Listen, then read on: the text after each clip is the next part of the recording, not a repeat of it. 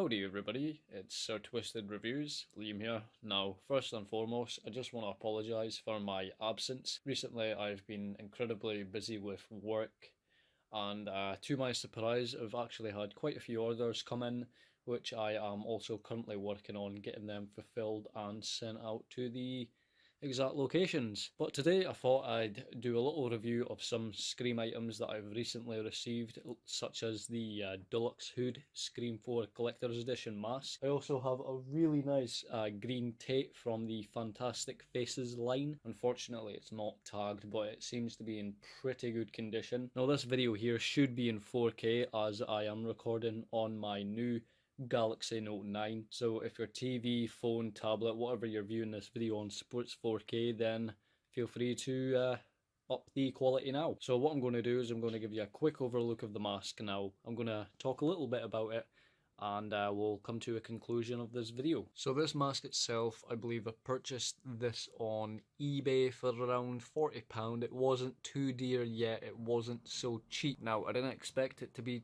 cheap considering it is a Scream 4 collector's edition mask from the time period of 2010 or 2011. Now I've got this on a fairly big styrofoam head, and as you can see here the eye mesh isn't so thick, however it's not so thin either. It's somewhat of a perfect balance. Now you can see here the mouth or the chin, whatever you want to call it, it's got some little indents which I'm not too bothered about, as from a distance it's not entirely noticeable. Now I have seen some videos stating that some of these masks are prone to getting like purple spots. I believe it's purple or blue spots all over it. I think it was purely because of the material of the hood or the material of the mask. But I assure you right now this mask itself looks rather clean. As you can see here, I can't necessarily see any spots on the mask. Like I said, there are a few indents here and there, but I just believe that must have been a manufacturing issue. Now the material of this mask is a very hard vinyl slash latex. It's a lot harder than the other previous Scream masks that I've owned.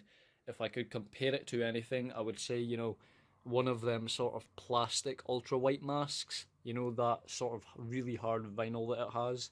It's actually, this mask here, I would say it's a little bit harder than the ultra white. I don't know why, it's just, I suppose, keeps its shape very, very well, and with it having that very hard kind of like vinyl feeling to it, I suppose it can't get warped or disformed. Now one thing I really do like on this mask is, I'm not sure if you can see it very well right now, but it does say Eastern Limited, ink of course made in China, so it is an EU stamp mask.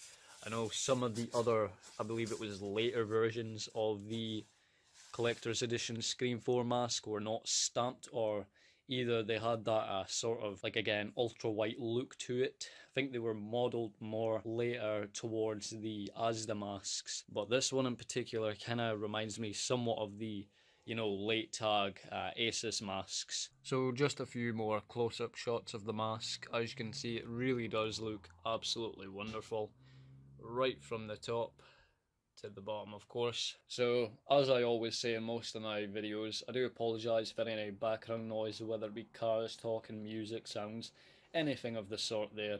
Purely I just live in a somewhat noisy environment, and hopefully the quality of this video is a massive improvement as opposed to my last videos. I mean, the camera that I was using on my last videos was the Galaxy S8, but as the Note 9 is meant to be a massive step up, hopefully the audio is also sufficient and you enjoy the quality. So this is the hood, guys. It is quite like a kind of a durable, heavy duty cotton fabric, especially these bits here on the front. I suppose that's just to give the more padded illusion of the mask. Now I did receive this mask slightly torn here and a bit on the back, so that's why I've kept it on the styrofoam head for this video. As I said previously, the styrofoam head is quite large, so getting it off and on kind of makes the hood rip a little bit more. But yeah, it's quite a big hood, I will give it that. Got a very pointy end to it. So as you can see here, the mask fits nicely on the head. The big pointy bit on the back doesn't really matter, it kind of just adds somewhat of a visual effect. The big padded bit here at the front of the mask makes it look really nice, kind of like that big hooded what am I saying, that big hooded, kind of like the big hoods on the Scream robes themselves. I suppose it just gives it that somewhat of an illusion. It does have somewhat of an extended hood. I would say this goes maybe a quarter down the, I suppose, yeah, the neck, a quarter way down the neck, covering a bit of the chest. But yeah, guys, that's pretty much it. That is pretty much the mask in its entirety. Before I end this video, I will show you one more addition to this mask if you are thinking of getting one. Now, before I do that, I just want to say I'm not entirely sure how rare these masks are. I've not come across many, if I'm being quite honest. But if you do happen to find one, then I would highly recommend picking it up, as it is a Scream 4 Collector's Edition mask with the lovely hood. So yeah, guys, let's move on to the last but not least feature of this mask. Now, guys, for the last feature of the mask, it does glow in the dark. How amazing is that? Now, I'm not sure if you could see it very well in the video, but me in person, it looks absolutely stunning. So like I said previously, guys, if you do find one, then I highly recommend picking it up. It is a beautiful mask, it looks fantastic, and on display it would look absolutely amazing. But yeah, guys, that concludes this video. If you enjoyed, then please hit the thumbs up button, leave a like, that would be absolutely amazing.